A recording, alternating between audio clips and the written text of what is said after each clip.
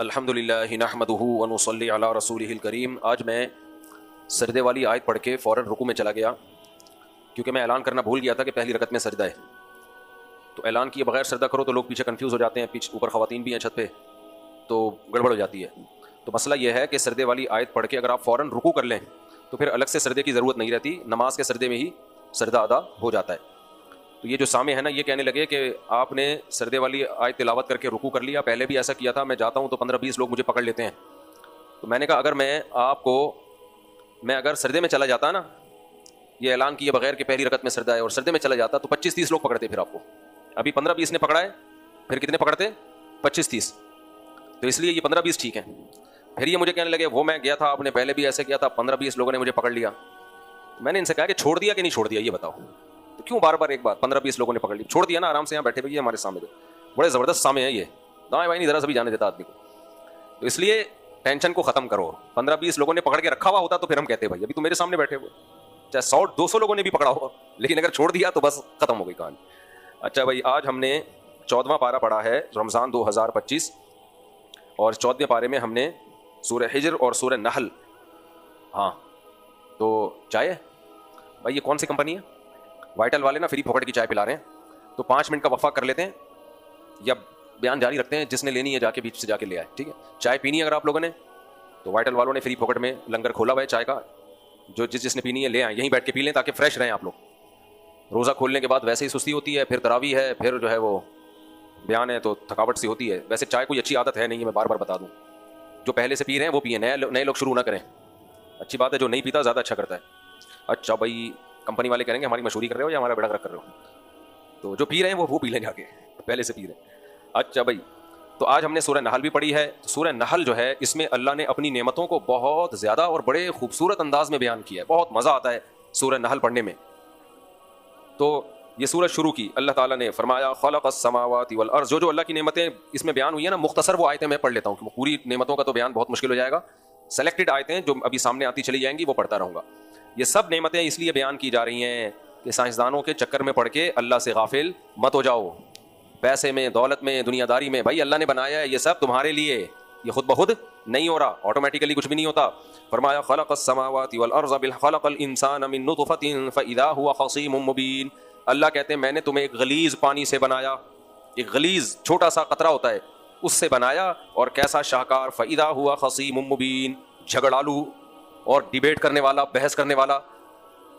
بحث کیا کر رہا ہوتا ہے؟ اللہ ہی کے بارے میں بحثوں میں لگا ہوا ہے کہ ہم خود بخود بنے ہیں یا ہمیں کسی نے بنایا ہے۔ بھائی تم پانی کی بوند تھے چند سال پہلے، کروڑوں خربوں سال میں تھوڑی وہ پانی ایوالو ہوا ہے، بوند تھے، چند دنوں میں اس سے آنکھ، ناک، کان، دل، دماغ، جگر، گردے، پھیپھڑے، ہاتھ، انگلیاں، ناخن، پاؤں، گھٹنے، جوائنٹ سب بنا کے مارکیٹ میں لایا گیا تمہیں۔ اور اللہ فرماتے ہیں اذا ہوا خصیم، اچانک، اذا کہتے ہیں اچانک جھگڑالو۔ اچانک کا مطلب کیا؟ کہ اس کے اس مادے کو دیکھو تو لگے گا کہ یہ تو سروائیو ہی نہیں کر پائے گا، ایسے ہی کچھ بھی نہیں ہے، لیکن ایسی ذہین مخلوق کہ جھگڑے کرنا شروع۔ اور سورہ یاسین میں اللہ نے کہا جھگڑے بھی کس سے کرتا ہے؟ ہم سے جھگڑا کرتا ہے، کہ تو نے نہیں بنایا، ہم خود بخود وجود میں آئے ہیں۔ اور جو مانتے ہیں اللہ نے بنایا، وہ پھر اللہ کی آیات نہیں مانتے، وہ کہتے ہیں بنا تو دیا، دوبارہ نہیں بنا سکتا، اس میں جھگڑا کرنا شروع کر دیتا ہے۔ تو اللہ نے ایک نعمت بیان کی، دیکھو کیسا شاہکار بنایا، والانعام خلقہا، اس نے صرف انسانوں کو نہیں بنایا، انسانوں کے فائدے کے لیے چوپایوں کو بھی بنا دیا اس نے۔ ہمارے فائدے کے لیے کس کو بنایا؟ جانوروں کو۔ اور ڈارون نے کہہ دیا ہم بنے ہی جانوروں سے ہیں، لا حول ولا قوت الا باللہ۔ ہمارے فائدے کے لیے جانور بنائے ڈارون نے، جانور سے ہمارے باپ دادا کا رشتہ جوڑ دیا۔ والانعام خلقہا، اس نے جانوروں کو بھی پیدا کیا۔ یہ بات ضرور ہے، قرآن کہتا ہے یہ جتنے جانور ہیں امم امثالکم، یہ تمہارے جیسے ہیں، تمہاری جنس میں سے ہیں۔ جنس کا مطلب کیا ہے؟ ان سب کو بنانے میں چند چیزیں کامن رکھی گئی ہیں تاکہ ہمیں ان سے انسیت ہو۔ سب کی آنکھیں ہوتی ہیں، سب کی ناک ہوتی ہے، اکثر کی ریڑھ کی ہڈی ہوتی ہے، چلتے ہیں، خوراک کی ضرورت سب کو، آکسیجن کی ضرورت سب کو۔ تو یہ مطلب نہیں ہے کہ یہ جو ہے اب تمہارا کوئی ان سے ریلیشن ہے، ایک بیکٹیریا تھا جس سے سب کچھ بنا دیا۔ امم امثالکم ضرور ہیں، تمہاری ہی طرح کی مخلوق ہے، ہماری طرح کی کیوں، کچھ مخلوقات ایسی بھی ہیں جو ہماری طرح کی نہیں ہیں، وہ ہم وہاں تک پہنچ ہی نہیں سکتے ہیں۔ جنات ہیں اور فرشتے ہیں، وہ سائنس کے دائرہ کار سے ہی باہر ہیں، جو ہم اپنی جنس کی چیزوں کے بارے میں تحقیق کر سکتے ہیں۔ تو اللہ نے فرمایا من خلقها لکم فیہا دفء، اس میں ان جانوروں کی کھال میں تمہارے لیے گرمی کا سامان، سے کمبل بنتے ہیں، اس سے جیکٹیں بنتی ہیں، پہلے زمانے میں تو یہی اسی کے ذریعے انسان کو گرمی حاصل ہوتی تھی. وَمِنْهَا تَأْكُلُونَ, ان میں سے کچھ ایسے ہیں جن کو تم کھا بھی جاتے ہو. وَلَكُمْ فِيهِ جَمَالٌ, اور جب یہ ریوڑ لے کے صبح اپنے گھروں سے نکلتے ہو, پہلے کمائی کا یہی ذریعہ تھا, تو اس میں تمہارے لیے ایک جمال ہوتا ہے, زینت ہوتی ہے. وَحِينَ تَسْرَحُونَ, اور جب شام کو یہ ریوڑ لے کے نا بکریوں کا, بھیڑ بکریوں کا صبح چرانے کے لیے نکلتے ہو, شام کو واپس آتے ہو, اس میں بھی تمہارے لیے ایک زینت ہوتی ہے. وَتَحْمِلُ أَثْقَالَكُمْ إِلَىٰ بَلَدٍ لَّمْ تَكُونُوا بَالِغِيهِ إِلَّا بِشِقِّ الْأَنفُسِ, ان جانوروں پہ بوجھ رکھ کے دور دراز علاقوں کا سفر کرتے ہو. آپ کہہ سکتے ہیں ہم تو نہیں کرتے, ہم نہیں کرتے, لیکن ہمارے باپ دادا نے کیے ہیں. اگر وہ نہ کرتے تو ہم بھی نہ ہوتے پھر آج, کیونکہ ٹریولنگ نہ ہوتی, تجارت نہ ہوتی, وہ بھی مر چکے ہوتے ہمیں پیدا کرنے سے پہلے ہی. ہماری جدی پشتیوں میں نا انسانیت کی بقا اللہ نے ان جانوروں سے وابستہ کی ہے. پوری دنیا میں جو ملک آباد ہوئے ہیں نا اتنے, یہ یا تو سمندری راستوں سے یا اونٹ کے ذریعے یا گھوڑوں کے ذریعے. تو اللہ فرماتے ہیں ان جانوروں میں والخیل والبغال والحمیر لترکبوها, اسی نے خچر, گھوڑے اور گدھے پیدا کیے تاکہ تم ان پہ سوار ہو. وزینہ, اور اس میں تمہاری زینت ہو. ان سواریوں میں اللہ نے زینت بھی رکھی ہے. آج کا گھوڑا کیا ہے؟ Land Cruiser. آج کا گدھا کیا ہے؟ CD70 رکشا, ٹھیک ہے نا. آپ کہہ سکتے ہو رکشے میں تو زینت نہیں ہے. بھائی آپ کو اللہ نے پیسہ دیا ہے اس لیے آپ کو ایسا لگ رہا ہے. جب کوئی شخص رکشا چلانے والا مارکیٹ سے رکشا نکالتا ہے اور بیٹھتا ہے تو وہ ایسے اس کو لگتا ہے جیسے میں چاند پہ پہنچ چکا ہوں. انسان ہمیشہ مقابلہ اپنے جیسوں سے کرتا ہے. رکشے والوں سے پوچھو تمہیں اس میں کتنا فخر ہے. وہ نا پونپ پونپ بجاتے ہیں جن کے پاس رکشے نہیں ہیں, ان کو چڑھانے کے لیے. بھائی غریبوں میں جو بے روزگار ہیں, جو جن کے پاس رکشا نہیں ہے, تو یہ رکشے والے ادھر سے سائڈیں لگاتے ہوئے جاتے ہیں وہاں سے. ان کے لیے زینت کس میں ہے؟ رکشے میں ہے. تو اللہ کہتے ہیں ان سواریوں میں میں نے تمہارے لیے زینت بھی رکھی ہے. تو سواریاں بھی انسان کی زینت ہیں. اس سے پتہ چلتا ہے کسی کو سواری میں بیٹھ کے اچھا فیل ہو رہا ہے, اپنی گاڑی میں بیٹھ کے اچھا فیل ہو رہا ہے, تو یہ انسانی نیچر ہے, یہ کوئی بری بات نہیں ہے. شو بازی بری چیز ہے, شو تکبر الگ چیز ہے, دوسرے کو نیچا دکھانا, پونپ پونپ کرنا اس کو, ٹھیک ہے, میرے پاس ہے تیرے پاس نہیں ہے, یہ ہے بچکانہ حرکت. اور اگر آپ کی زینت کی, دیکھو گھر میں بھی ہم چاہیں اگر گھر ایسا بنا سکتے ہیں کہ سونے کی جگہ ہو اور بس پڑے رہو وہاں پہ سادہ. ابھی وہ مفتی حنیف قریشی صاحب, کیونکہ وہ خود بریلوی مکتب فکر کے ہیں نا, اس لیے بیان کرنے میں کوئی حرج نہیں ہے, انہوں نے بتایا کہ ہمارے ایک بزرگ ہیں جو بہت سادہ ہیں. وہ پتہ نہیں کتنے کروڑوں کے بنگلے میں چٹائی پہ بیٹھتے ہیں سادگی کی وجہ سے. سمجھ میں آ رہی ہے بات؟ وہ بیٹھتے چٹائی پر ہیں کیونکہ مزاج میں کیا ہے؟ سادگی. بنگلہ کروڑوں کا ہے, بیٹھے ہوئے اس میں کس پہ ہے؟ یہ بالکل ایسے ہی ہے جیسے میں قطر یا ایمریٹس کے بزنس کلاس میں سفر کر رہا ہوں نیچے چٹائی پہ بیٹھ کے, کہ چٹائی پہ بیٹھنا سنت ہے. پبلک تو پھر بولے گی نا بھائی صاحب, مفتی صاحب بس کرو یار. تو ہے کیا کریں. خیر, اس لیے جو یہ خامخواہ کی چیزیں نہیں کرنی چاہیے. نبی صلی اللہ علیہ وسلم کی سیرت کے دو پہلو ہیں, ایک دین اور ایک آپ کی ذاتیات, جو عرب کا کلچر تھا. تو ہمیں آپ کو فالو کرنے کا حکم ایز اے پیغمبر ہے صلی اللہ علیہ وسلم. جن پیغامات میں آپ میسنجر آف گاڈ کی حیثیت رکھتے ہیں صلی اللہ علیہ وسلم, وہ حیثیت جو آپ کی محمد ابن عبداللہ ہے, عربی ہیں, وہ تو کلچر ہے, ہر قوم کا اپنا کلچر ہوتا ہے. اس میں ہمیں نبی کو فالو کرنے کا حکم نہیں ہے. کوئی کر لے تو ٹھیک ہے, نہیں کرے تو بھی ٹھیک ہے. کیونکہ آپ کو اگر ہمیں فالو کرنے کا حکم ہوتا آپ کی حیثیت محمد ابن عبداللہ صلی اللہ علیہ وسلم, اس حیثیت سے کہ آپ عربی تھے, تو بھائی پھر تو ہمیں جو کی روٹی کھانی چاہیے, پھر تو ہمیں ازار پہننا چاہیے. نبی کے دور میں تو یہ والا ڈریس نہیں تھا. پھر تو ہمیں گدھے پہ سواری کرنی چاہیے, جہاز نہیں تھے. ہم یہی کہتے ہیں بھائی وہ کام جو نبی نے کیے ہیں وہ کلچر کی بیس پہ کیے ہیں. عربوں کا کلچر تھا, ہاں جو کلچر شریعت کے خلاف تھا نبی نے وہ چینج کر دیا, جو غیر شرعی تھا وہ چینج کر دیا. عرب عورتوں کا کلچر تھا سینے پہ دوپٹے نہیں ہوتے تھے, ایسے سینے کھلے ہوتے تھے, بازاروں میں پھر رہی ہوتی تھی. یہ کلچر اسلام کے خلاف, اللہ کے خلاف. اسلام نے اس کلچر کو چینج کیا. یدنین علیہن من جلابیبہن, باہر جب نکلو گی بڑی چادر لے کے نکلو گی. تو وہ کلچر میں ہمیں نبی کو فالو کرنے کا حکم نہیں ہے. ان چیزوں میں کوئی کر لے تو اس کی مرضی ہے, لیکن یہ نہیں. اچھا خیر, تو اللہ فرماتے ہیں کہ ان سواریوں میں تمہارے لیے زینت بھی ہے. جب کسی کو پہلی تنخواہ ملتی ہے اور 0 میٹر بائک لے کے آتا ہے, گاڑی خریدتا ہے, خوش ہوتا ہے, دوستوں کے ساتھ شیئر کرتا ہے, اس میں کوئی خرابی کی بات نہیں ہے. لوگ خامخواہ کے صوفی بن کے ابے دکھا کیوں رہا ہے ہمیں, تو دکھانے دو بھائی. ہاں چڑھانے کے لیے دکھا رہا ہے تو پھر غلط بات ہے. بعض لوگ چڑھانے کے لیے دکھا رہے ہوتے ہیں, وہ صاحب آج کل آ نہیں رہے جو چڑھانے کے لیے دکھاتے تھے. خیر, آگے اللہ تعالیٰ فرماتے ہیں یم هو الذی انزل من السماء ماء, آسمان سے تمہارے لیے پانی برساتا ہوں, آسمان سے تمہارے لیے. لکم منہ شراب, اس میں مشروب بھی ہے, پیتے بھی ہو. اور آگے بہت ساری نعمتیں اللہ نے بیان کی. زرع والزیتون والنخیل والعناب, اسی پانی سے کھیتیاں پیدا ہوتی ہیں. اسی اصل میں ابھی ہمیں یہ آیتوں میں پتہ ہے کیوں مزہ نہیں آ رہا, اتنا زیادہ دلچسپی نہیں ہو رہی, کیونکہ سب چیزیں مل رہی ہیں. ہم کہہ رہے ہیں کیا باتیں اللہ تعالیٰ قرآن میں لے کے ہم سے کیا خطاب کر رہے ہیں. تمہارے لیے آسمان سے بارش برساتا ہوں جس سے کھیتیاں پیدا ہو رہی ہیں. چبئی ہو رہی ہیں کھیتیاں. مفتی صاحب شادیوں پہ بیان کرو, یہ کیا آپ نے بور بیان شروع کر دیا ہے. آپ کہہ رہے ہو اللہ آسمان سے پانی برساتا ہے, کیا پیدا ہوتا ہے اس سے؟ کھیتیاں. والزیتون, زیتون پیدا ہوتا ہے, ٹھیک ہے, معلومات ہیں, ٹھیک. والنخیل, کھجور, صحیح ہے, ہوتا ہے, پتہ ہے ہمیں کھجور پانی سے پیدا ہوتا ہے, کیا خیال ہے. اور والعناب, انگور, ٹھیک ہے, صحیح ہے. ومن کل ثمرات ہر طرح کے پھل پیدا ہوتے ہیں. ٹھیک ہے ہوتے ہیں, اصل میں مل رہے ہیں ابھی, اس لیے ان آیتوں کی قدر نہیں ہے. جب یہ بند ہو گئے نا, آسمان سے پانی برسنا بند, تو اس کے بعد کیا ہوگا؟ کھجور کے کھیت سوکھنا شروع, ینبت لکم بھی الزرع, کھیتیاں خشک ہونا شروع, کپاس کی فصلیں ختم, ٹیکسٹائل مل والوں کا بیڑا بولو غرق. پھر اس کے بعد اناج, غلہ, گندم, جو, ملٹی گرین آٹا چاہیے. بھائی آٹا ہی نہیں مل رہا مارکیٹ میں, کیوں نہیں مل رہا؟ گندم نہیں ہے. ابے امریکہ سے منگوا لو. بھائی امریکہ میں بھی بارش ختم, بارش نہیں ہو رہی, کہاں سے منگوائیں؟ اس کے بعد پھر ہمیں یہ آیتیں سمجھ میں آئیں گی, اے اللہ آٹے سے بھی گئے, گھاس پھوس گیا, گوشت گیا, سب کچھ ختم. ایک بارش ہے جس نے زندگیاں دی ہوئی ہیں ہمیں, صرف ایک بارش روک لینا اللہ, تو سارے انسان عاجز آ جائیں گے. پھر وہ چائنا پلاسٹک کے انڈے بنا کے بیچے گا, اور کوئی آپشن نہیں ہوگا ہمارے پاس. اور وہ کہاں سے بیچے گا؟ وہ پہلے سچی مچی کے انڈے کھائے گا تو پلاسٹک کے انڈے بنائے گا نا. پلاسٹک کے انڈے کھا کے تھوڑی ان کی مشینوں پہ وہ کام کر سکتے ہیں. تو نتیجہ کیا نکلے گا؟ پھر ہم قرآن کھول کے دیکھیں گے, اللہ نے کچھ فرمایا تھا قرآن میں. وہ یہ فرمایا تھا, انزل من السماء ماء, میں ہوں جو آسمانوں سے پانی برساتا ہوں, جس سے تمہارے لیے کھیتیاں پیدا کرتا ہوں, زیتون پیدا کرتا ہوں, درخت پیدا کرتا ہوں. یہ سب ایک پانی سے پیدا ہو رہے ہیں. یہ کس کی قدرت ہے؟ اللہ کی. انسان بیٹھ کے کیلکولیشن کر رہا ہے. ایکچولی پانی جب زمین میں جاتا ہے نا, تو ایکچولی وہ ایک پروسیس ہوتا ہے جس کی وجہ سے پودا پیدا ہو جاتا ہے. اس پروسیس کا قرآن انکار نہیں کر رہا. وہ پروسیس بیچ میں رکھا کس نے ہے؟ اللہ نے. ایسے خاندانی سافٹ ویئر انسٹال کر دیا بھائی, پانی لگتا ہے اور بیچ زمین کا سینہ پھاڑ کے نکل کے باہر آتا ہے. اور کیسی خوبصورت کومل اور کیسا زبردست آہستہ آہستہ تناور درخت, پھر پھول, پھر پھل. یہ پورا ایک پروسیس ہے جس سے اللہ تعالیٰ بیج کو گزارتے ہیں. آگے اللہ تعالیٰ فرماتے ہیں وَسَخَّرَ لَكُمُ اللَّيْلَ وَالنَّهَارَ, تمہارے لیے اس نے دن اور رات کو بھی مسخر کر دیا. دن بھی تمہاری خدمت کے لیے بنایا اور رات بھی تمہاری خدمت کے لیے بنائی. اگر یہ دن ختم نہ ہو, دن ہی دن ہو, تو دیکھو تمہارا حشر نشر ہو جائے گا. اور اگر راتیں ہوں ختم نہ ہو, آپ کو نے وہ علاقے دیکھے نہیں ہے نا جہاں رات ہوتی ہے تو ختم نہیں ہوتی, کبھی جاؤ اپنے خرچے پہ, تو پھر دیکھو ہوتا کیا ہے وہاں پہ. تو ینبت لکم, اللہ فرماتے ہیں رات ہے, والشمس والقمر, سورج بھی تمہاری خدمت میں. آج کل سائنسدانوں نے سورج کے قریب ایک راکٹ کو بھیجا ہوا ہے. بڑی زبردست ویڈیوز آ رہی ہیں. وہ سورج سے جو شعلے نکل رہے ہیں نا, ہزاروں کلومیٹر اوپر تک جاتے ہیں وہ شعلے, اور اس سے جو آوازیں آ رہی ہیں, وہ ساری تصویریں ناسا کو وہ مشین بھیج رہی ہے. بول رہی ہے بھائی یہ آگ کا گولا ہے, ٹھیک ہے, اتنا 9 لاکھ گنا بڑا زمین سے. زمین کو سیکنے کے لیے اللہ نے بنا دیا, مجھے اور آپ کو روشنی دینے کے لیے. اتنی انرجی, پتہ نہیں کہتے ہیں کتنے سینکڑوں ایٹمی دھماکے, جو ہم جو ایٹم بم پھاڑتے ہیں نا جس سے پورا ناگاساکی تباہ ہو گیا تھا, ایسے کتنے دھماکے روزانہ ہو رہے ہیں اس میں, اور انرجی بن رہی ہے, اور لائٹ پیدا ہو رہی ہے اس سے. اور وہ اس کائنات کا ایک چھوٹے سے ذرے کا ذرہ ہے وہ سورج. تو اللہ فرماتے ہیں تمہاری خدمت میں لگا دیا سورج کو اور چاند کو. والنجوم مسخرات بامرہ, اور جتنے ستارے ہیں وہ بھی انسان کی خدمت کے لیے. کیسے ہیں ہمیں نہیں پتا, اللہ بہتر جانتا ہے.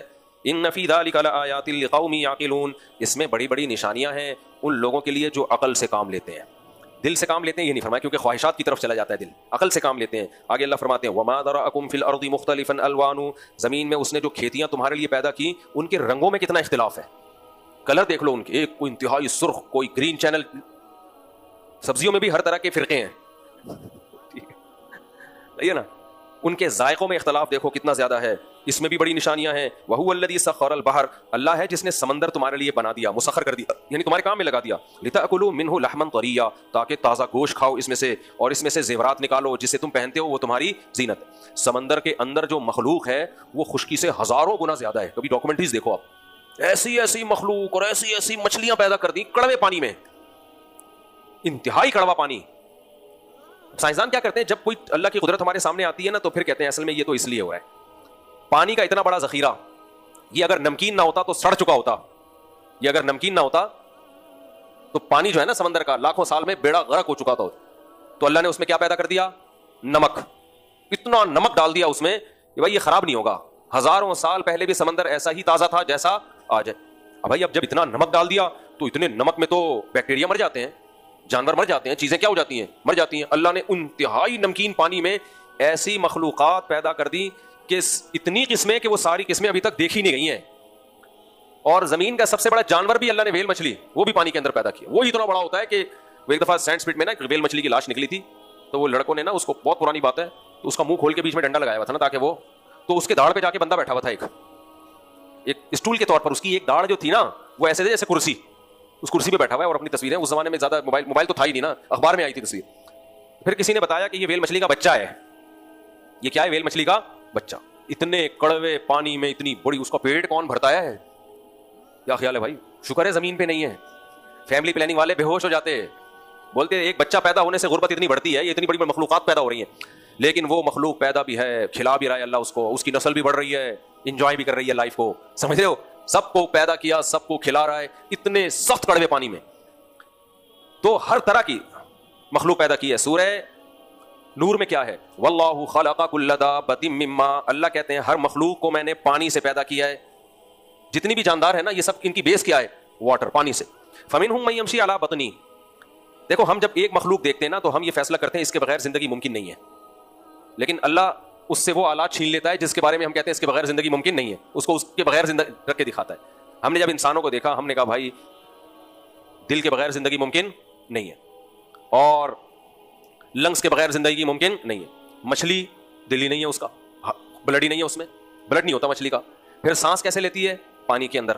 ہم نے کہا بھائی پانی کے اندر اس کے اصل میں گلپھڑے ہوتے ہیں تو یہ پانی کے باہر سانس نہیں لے سکتی. اللہ نے ایسی مخلوق بھی پیدا کی جو پانی کے اندر بھی سانس لے سکتی ہے, پانی کے باہر بھی, ہر طرح کی. اللہ کہتے ہیں کچھ ایسے ہیں جو چلتے ہیں 4 ٹانگوں پہ چلتے ہیں, کچھ ایسے ہیں جو 2 ٹانگوں پہ چلتے ہیں, اور کچھ ایسے ہیں جن کو چلنے کے لیے ٹانگیں ہی نہیں چاہیے, اور سب سے زیادہ اسپیڈ بھی انہیں کی ہوتی ہے. سانپ دیکھ لو جب بھاگتا ہے نا جنگل میں, اف کیا اسپیڈ سے بھاگتا ہے وہ, جبکہ اس کی ٹانگیں بولو نہیں, لہذا وہ ڈرتا بھی نہیں ہے کیونکہ ٹانگ پہ ٹانگتی نہیں ہے. کیا خیال ہے, اس لیے وہ نہیں ڈرتا. آج مجھے سمجھ میں آیا کہ سانپ کو ڈر کیوں نہیں لگتا, اس لیے کہ اس کی کانپیں ہی نہیں ہے جو ٹانگیں ہی نہیں ہے جو کانپیں. تو خیر تو ڈرتا ہے, ایسا نہیں ہے سانپ نہیں ڈرتا. تو ہر طرح کی مخلوق پیدا کر دی. یہ بھی سمندروں کے اندر جا کے دیکھو ایسی ایسی مچھلیاں آپ کو, کلرفل مچھلیاں. اف, ڈاکٹر ہارون یحییٰ ایک سائنسدان گزرا ہے, اس نے ایتھیزم کے خلاف بہت کام کیا, سائنٹسٹ تھا بڑا زبردست. اس کی کتاب میں نے بچپن میں پڑھی تھی. اس نے ان مچھلیوں کی تصویریں اس میں دکھائی تھیں کہ جو جانور اللہ نے جیسا پیدا کیا ہے نا اس کو ڈیفینس کا نظام اسی کے حساب سے دیا ہے, اس کا ڈیفینس. کچھ مچھلیاں بہت سست ہوتی ہیں, اتنی سست ہیں کہ وہ تو زندہ رہ ہی نہیں سکتی, ان کو تو بڑی مچھلیاں کھا جائیں, اور پہاڑوں کے اندر سر دے کے رہتی ہیں. اللہ کی قدرت دیکھو, وہ پہاڑ کے اندر وہ مچھلی کا سر ہوگا, دم پہ نا اللہ نے اسی مچھلی کی تصویر بنائی ہوئی ہے. اس تصویر سے مچھلیاں دھوکا کھاتی ہیں کہ یہ ہماری طرف دیکھ رہی ہے, ہم اس پہ اٹیک نہ کریں.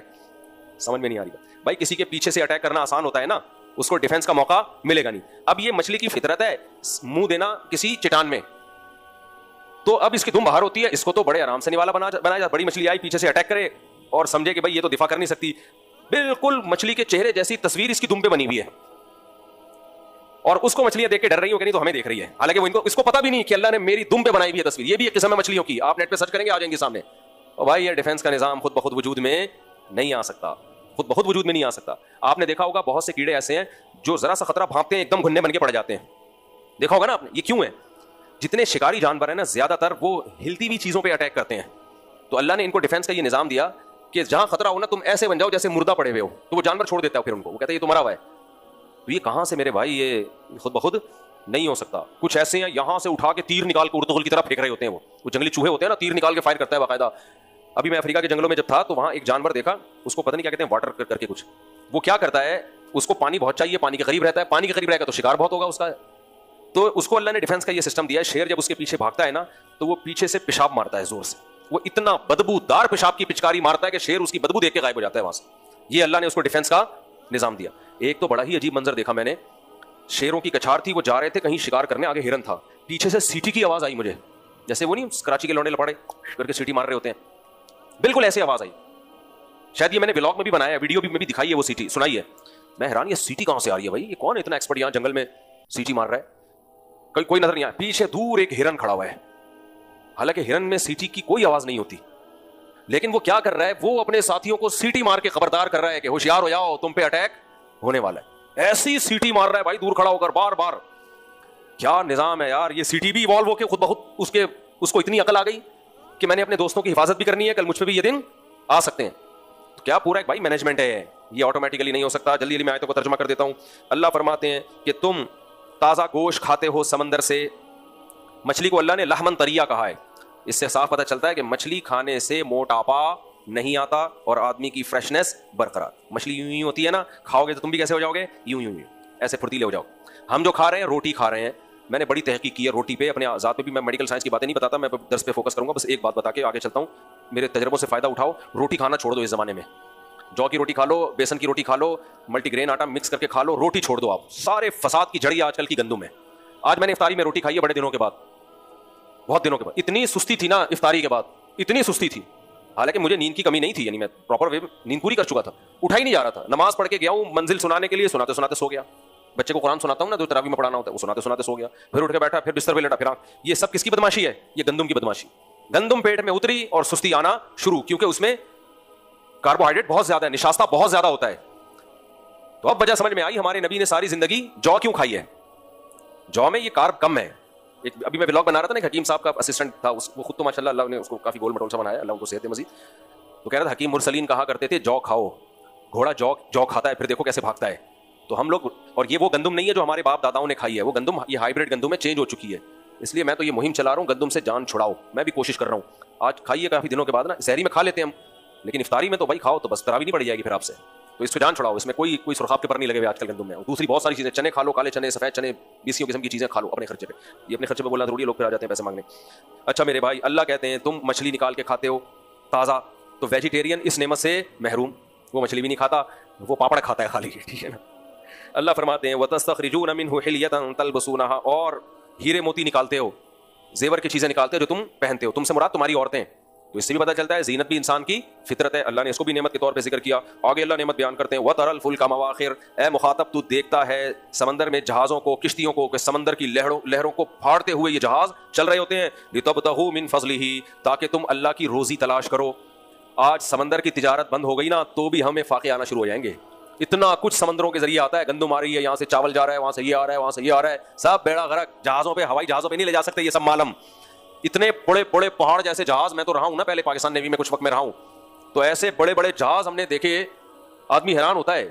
اس میں ہمیں یہ کنٹینر ایسے لگ رہے تھے جیسے ماچس کی ڈبیاں رکھی ہوئی ہیں چھوٹی چھوٹی.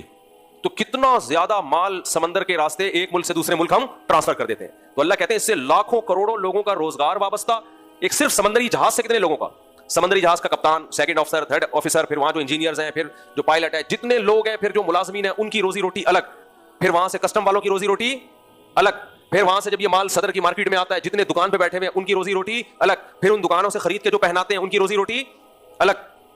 کتنا کچھ. پھر یہ جنرل اسٹوروں پہ آتا ہے مال، لاکھوں کروڑوں لوگوں کی روزی اس سے وابستہ ہے. اللہ کہتے ہیں یہ سمندر کس نے بنایا تمہارے لیے؟ اگر یہ خشکی ہی ہوتی تو یہ نہ ہوتا. ایسے خشکی اگر ہوتی، بائی روڈ ہم امریکہ جا رہے ہوتے آٹے کی بوریاں لے کے، تو راستے میں انتقال ہو چکا ہوتا، ہمارا انتقال ہو جاتا ہمارا. تو اللہ فرماتے ہیں لِتَبْتَغُوا مِنْ فَضْلِهِ وَلَعَلَّكُمْ تَشْكُرُونَ، تاکہ تم شکر کرو میرا. ہم نے یہ سب چیزیں پڑھ کے ہم کیا کیا؟ ہم نے پوری سائنس پڑھ لی ہم نے، لیکن خدا کا شکر ادا نہیں کیا ہم نے. آگے اللہ فرماتے ہیں وَأَلْقَى فِي الْأَرْضِ رَوَاسِيَ أَن تَمِيدَ بِكُمْ، زمین میں بڑے بڑے پہاڑ ڈال دیے تاکہ زمین کا بیلنس خراب نہ ہو. وَسُبُلًا، اور اس نے نہریں بنا دی، دریا بنا دیے. کہاں کہاں سے پانی نکل رہا ہے، پہاڑوں کے اوپر سے پانی نکل کے آ رہا ہوتا ہے، وہاں تک پانی پہنچا دیا اللہ نے، پوری زمین کو آباد کر دیا. اور سبلن، راستے بنا دیے تاکہ تمہیں سیدھا راستہ ملے. ایسی بھی کھنڈرات زمین بن سکتی تھی، کھنڈروں پر مشتمل کے ٹریک ہی نہ بنا سکتے ہم اس میں، ایسا بھی ہے. وعلامات وبالنجم هم يهتدون، فرمائے ستاروں سے تم راستے معلوم کرتے ہو. افمن يخلق كمن لا يخلق، اللہ کہتے ہیں بتاؤ جس نے سب کچھ بنا دیا وہ اور وہ جس نے کچھ بھی نہیں بنایا، دونوں برابر ہو سکتے ہیں؟ ہم مخلوق کو وہ حق دے رہے ہوتے ہیں جو خالق کو دینا ہے. خدا کے مقابلے میں کبھی بیوی، خدا کے مقابلے میں کبھی ماں، خدا کے مقابلے میں کبھی باپ، خدا کے مقابلے میں کبھی باس، خدا کے مقابلے میں کبھی کلچر، خدا کے مقابلے میں کبھی پیسہ، کبھی لالچ. اللہ کہتے ہیں، اور جو مشرک ہیں وہ خدا کے مقابلے میں قبروں کو، خدا کے مقابلے میں بتوں کو. اللہ کہتے ہیں یہ ساری مخلوق کو ایک طرف رکھو اور ایک اللہ جس نے سب کچھ بنا دیا. تو دونوں میں تمہاری نظر میں کوئی فرق نہیں ہے کیا؟ کیسی زبردست آیت ہے. افمن یخلق، بھلا جس نے پیدا کیا، کمن لا یخلق، وہ اس کے برابر ہو سکتا ہے جس نے کچھ بھی نہیں بنایا. سب سے سپیریئر کون ہے بھائی؟ اللہ. جب منگیتر بولے آپ کی کہ داڑھی کاٹ لو، نہیں بھائی پہلے کون ہے؟ بولو نا اللہ. شوہر بیوی کو بولے پردہ چھوڑ دو، پہلے کون ہے بھائی؟ اللہ ہے. اللہ کہتے ہیں افمن یخلق، شوہر نے پیدا تھوڑی کیا تمہیں، نان نفقہ دے رہا ہے نا، وہ بھی اللہ کے نے دے رہا ہے تو دے رہا ہے وہ. اللہ بارش بند کر دے تو نہ اس کو نان نفقہ ملے گا نہ تمہیں ملے گا. سب سے سپیریئر کون ہے؟ اللہ ہے. آگے اللہ فرماتے ہیں وَإِن تَعُدُّوا نِعْمَتَ اللَّهِ، ہم نے تو چند نعمتیں گنوائی ہیں اور آگے بھی کچھ نعمتیں آ رہی ہیں. اگر تم اللہ کی نعمتوں کو شمار کرنا شروع کر دو، لا تحصوها، شمار نہیں کر سکتے.